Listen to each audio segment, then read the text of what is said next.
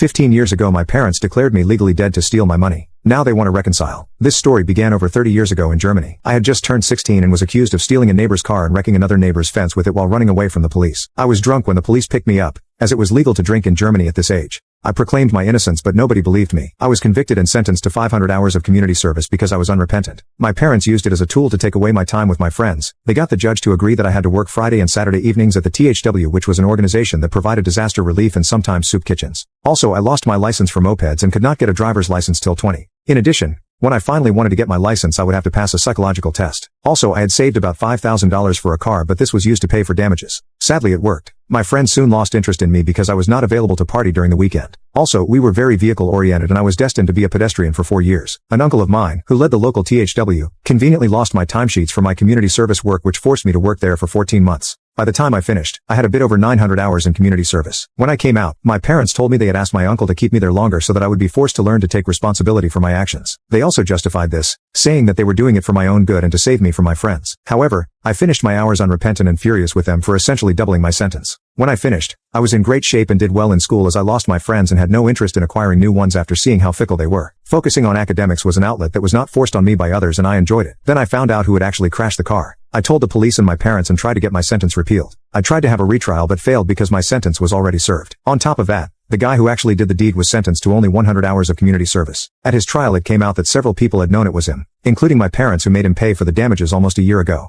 They had put the money in a bank account, which they told me I would get, once I had finished my education. They also told me they added what would now be equal to $8,000 to the savings account for the hours I had put in with the THW, which was a generous wage for a teenager. Still, I was furious with them because I still had to wait until I was 20 to get a driver's license. If they had told me sooner I could have gotten the sentence repealed. Also, while they claimed I would get this money in about 5 years, for now they had essentially stolen my savings. They refused to give it back because I was 17 and too immature to make my own choices. After a huge fight I took my tent and camped out in the woods. I still went to school every day but refused to come back home. After a week they called the cops on me and they took the tent and forced me to go home. However, once the police left, so did I. I slept wherever I could, which was mostly barns and in the woods if the weather was good, since I now had no tent. On occasion the police found me. My parents called them every day for help.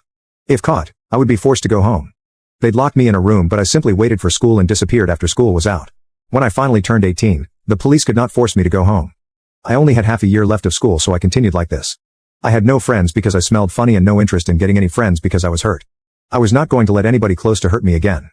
Despite it all, I managed to finish school with good grades. After school I used the mandatory military service to disappear. I volunteered for service abroad, which meant Eastern Europe at the time. After 2 years, I was done and had a nice nest egg. I enrolled in a university and studied chemistry. I found 3 good friends and met my first girlfriend, to whom I am now married. Everything went well for a while. Then my life spiraled. I was 29 and working on my doctorate when my parents managed to find me. Occasionally they convinced the police to look for me as a missing case. The police usually found me and I'd tell them that I was fine but wanted no contact with my parents, and that was it. The police would deliver the message and say that they couldn't tell them where I was and that they should please stop involving the police. Then my parents had a genius idea. They filed paperwork that I had died in an accident in Italy. They were my next of kin, so the police gave them my address. Meanwhile my bank account was frozen and the university told me that I was no longer allowed to work on my doctorate while being legally dead. Everything in my life stopped working for me. 2 days into this disaster and my parents are in front of my flat demanding to talk to me, telling me that I forced them to take this step. They forced their way inside my home and told me that they were staying until I was willing to talk to them and mend bridges. I told them if they insisted, they could have the flat. I took my laptop, a few mementos, important documents and a bag full of clothes. I left the keys and walked out. It took me a few months to convince the bureaucracy that tales of my death were widely exaggerated. My landlord was very understanding and gave me everything that was left in my flat after my parents understood that I would not be coming back. They mostly took the photos I had left in the flat. They left a letter which I burned. I was really pissed because being dead caused so many troubles. I was afraid they would find me again, so I took a job in another city as soon as I finished my doctorate. That was about 15 years ago. They have found me again. This time they sent a relative who told me that they were sorry. That they did mean for me to flip out and abandon my house when they found me back then. They were sorry for letting their emotions get the better of them. They would respect it if I still wanted no contact, but they would love to have my wife and I for dinner. Honestly, I am not sure what to do.